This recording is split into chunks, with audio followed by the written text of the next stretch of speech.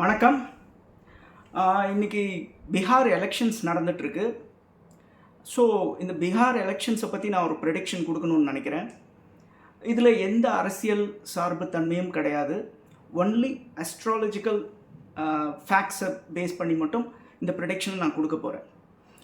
இந்த எலெக்ஷனை பற்றி உங்கள் எல்லாருக்குமே தெரியும். ரொம்ப நெக் டு நெக் இருக்க போகுது. இந்த எலெக்ஷன் ரொம்ப டஃப்பாக இருக்க போகுது.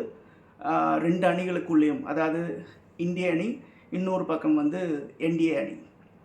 இதில் 4 முக்கியமான தலைவர்கள் இருக்காங்க. ஒன்று நம்ம பிரதமர் நரேந்திர மோடி, இன்னொருத்தர் வந்து எதிர்க்கட்சி தலைவர் ராகுல் காந்தி, இன்னொருத்தர் வந்து பீகார் முதல்வர் நிதிஷ்குமார், இன்னொருத்தர் வந்து பீகார் எதிர்க்கட்சி தலைவர் வந்து தேஜஸ்வி யாதவ். இது வந்து என்ன சொல்கிறது, ஒரு இருமுனை போட்டியாக தான் இருக்கும். மற்ற கட்சிகள் நிற்கிறாங்க, அவங்க மேபி ஓட்டை பிரிக்கலாமே தவிர இந்த 2 அணிகளில் யாராவது ஒருத்தர் தான் ஜெயிக்க போகிறாங்க. இவங்க 2 பேருக்குள்ளே நல்ல ஒரு டஃப் ஃபைட் இருக்க போகுது. ஆனால் இதில் யார் ஜெயிப்பாங்க அப்படிங்கிறத அஸ்ட்ராலஜிக்கல் ஃபேக்ட்ஸ் வச்சு நான் இப்போ உங்களுக்கு சொல்ல போகிறேன். கன்ஃபார்மாக இது வந்து நான் சொல்கிற ஆள் தான் ஜெயிக்கிறதுக்கான வாய்ப்புகள் நிறைய இருக்குது.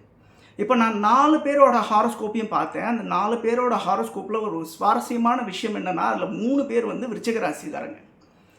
ஸோ நரேந்திர மோடியாக இருக்கட்டும், ராகுல் காந்தியாக இருக்கட்டும், தேஜஸ்வி யாதவாக இருக்கட்டும், 3 பேரோட ஹாரோஸ்கோப்புமே ஓரளவுக்கு சுமாராக தான் இருக்குது. நிதிஷ்குமாரோட horoscope much better then other 3 persons. என்னதான் அமித்ஷா வந்து எலெக்ஷனுக்கு அப்புறமா வந்து நாங்கள் முதல்வரை தேர்ந்தெடுப்போம்னு சொன்னாலும், இந்த 2 அணிகளை பொறுத்த வரைக்கும், பிஜேபி அண்ட் நிதிஷ்குமார் அணியை பொறுத்த வரைக்கும் பிஜேபிக்கு ஒரு எட்ஜ் இருக்குது. அவங்க ஜாஸ்தி சீட்ஸ் ஜெயிக்கிறதுக்கான வாய்ப்புகள் இருக்குது. அப்படின்னாலும் மறுபடியும் நிதிஷ்குமார் தான் பீகாருக்கு சிஎம்மாக வருவார். இதுதான் என்னோடய ப்ரெடிக்ஷன். நன்றி, வணக்கம்.